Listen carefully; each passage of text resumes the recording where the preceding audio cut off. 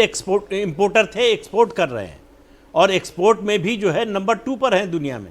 China के बाद भारत सबसे बड़ा एक्सपोर्टर है। इसके बावजूद भी आप मैन्युफैक्चरिंग, आप एग्रीगेट की बात करिए, क्योंकि आज बड़े विश्व नहीं, वो बात एग्रीगेट लेवल पे मैन्युफैक्चरिंग परसेंटेज जीडीपी का 25% होना चाहिए। यहाँ पर अगर रोजगार हमको निर्मित करना है, वो लगातार कम हो रहा है। अभी हम 12% 13% के आसपास, जीडीपी में 12% केवल मैन्युफैक्चरिंग देता है। रजत जी ये देखिए कि ये सबसे बड़ी इंडिया की इकोनॉमी हमेशा से कंजम्पशन लेड इकोनॉमी रही है, मैन्युफैक्चरिंग नहीं। उसको बढ़ाने की जरूरत है, इससे कोई इनकार नहीं कर सकता।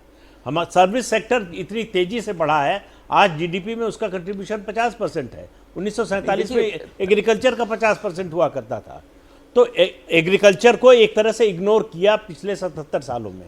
ये जो 3 कृषि कानून आए थे, ये बहुत बड़ा गेम चेंजर हो सकता था एग्रीकल्चर रिफॉर्म का, जिसको वापस लेना पड़ा सरकार को। क्रॉप डाइवर्सिफिकेशन के बिना आप एग्रीकल्चर में सुधार नहीं ला सकते, जिसको लाने से रोक दिया गया। नहीं, अगर एग्रीकल्चर की ही बात करें तो सिर्फ पीएम सम्मान योजना जो पैसे मिलते हैं सालाना 6,000 रुपए, उसे बढ़ाना या क्रेडिट कार्ड की लिमिट बढ़ाना, क्या यही उम्मीद किसान करे या बाकी सेक्टर्स में भी किसानों को उम्मीद जतानी चाहिए? दीपक जी, मेरे को नहीं लगता कि इससे कुछ हो जाएगा।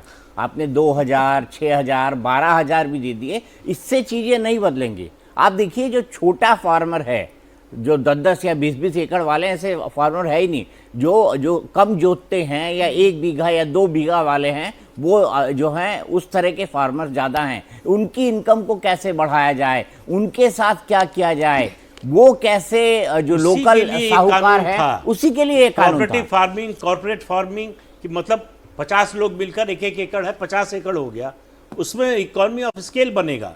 50 एकड़ में एक फसल कोई पैदा की जा रही है, पहले से उसके दाम की गारंटी है। जो कानून में था कि जो भी कॉर्पोरेट लेगा वो बताएगा कि हम इस दाम पर जब ये फसल तैयार होगी तो खरीदेंगे।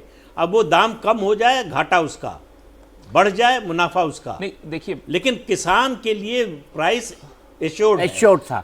और मैं इसमें रजत माफ कीजिएगा, एक चीज और जोड़ना चाहूंगा। देखिए, जो हालात बने, एक इकोसिस्टम आया ना देश के अंदर, कृषि कानून ये बेकार, हटाओ, वापस लेने पड़ गए, ठीक है। इसी तरह से जो बाकी चीजें हैं, एक इकोसिस्टम हमारे यही बना हुआ है कि जो उद्योग होता है या जो लोग उद्योग कर रहे हैं या जो बड़े बड़े बिजनेस हाउसेस हैं, जो बड़े बड़े रोजगार दे रहे हैं, वो सब चोर है। ये एक पॉलिटिकल नैरेटिव हमारे यहाँ पर है और आप चाह के भी इस पॉलिटिकल नैरेटिव, लेकिन मोदी जी तो कम से